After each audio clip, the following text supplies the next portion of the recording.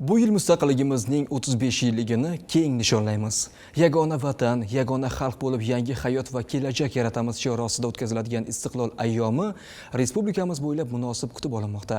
To'yga to'yona sifatida Sirdaryo viloyati Xovos tumanidan o'tuvchi A376 xalqaro ahamiyatga ega bo'lgan avtomobil yo'lida katta hajmdagi ta'mirlash ishlari yakuniy pallada. Jarayonlar navbatdagi lavhamizdan o'rin olgan.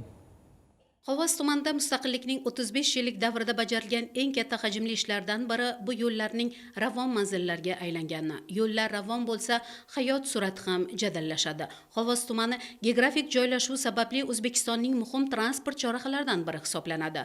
Hududdan o'tuvchi mazkur xalqaro ahamiyatga ega avtomobil yo'li Farg'ona vodiysi bilan mamlakatning markaziy hududlarini bog'lab, iqtisodiy aloqalar va tranzit tashuvlar uzluksizligini ta'minlayotgan muhim magistrallardan biridir.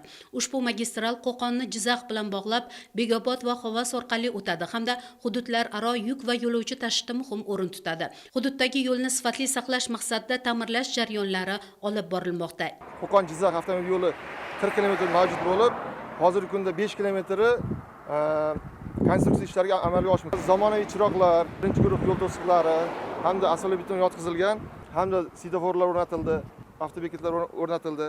Bu ishlar yana ham davom etadi. Yo'lsozlar tomonidan yo'l asosini mustahkamlash, zamonaviy asfalt beton qoplamasini yotqizish, yo'l chetlarini tartibga keltirish hamda harakat xavfsizligini ta'minlovchi muhandislik inshootlarini barpo etish ishlari amalga oshirilyapti. Mana shu ko'chalarda men bunday bo'ladi deb o'ylagan yo'q edik.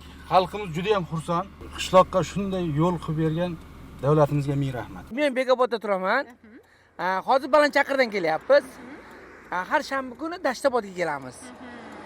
Yo'llar yaxshi, o'zgarishlar zo'r. Mustaqilligimizning 35 yillik bayrami mazkur yo'ldan foydalanuvchilar uchun katta tuhfa bo'ladi. Nigora Imomqulova, Oybek Isayev, Sirdaryo yoshlar.